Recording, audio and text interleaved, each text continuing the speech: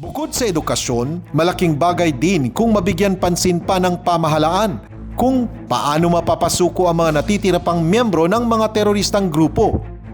Sa katatapos nga lang na State of the Nation Address o SONA ni Pangulong Ferdinand Bongbong Marcos Jr., ipinangako nito ang pagsusulong ng amnestiya para sa mga dating rebelde.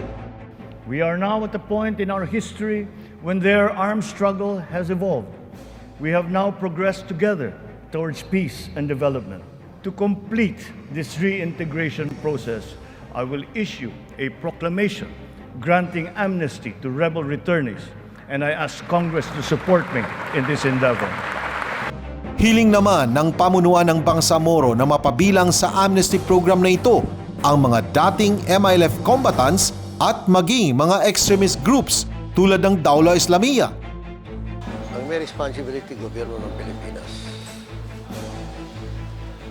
Dahil doon ang amin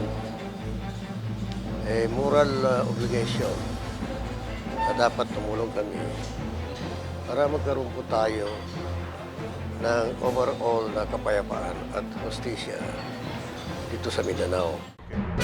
Magandang gabi, Pilipinas!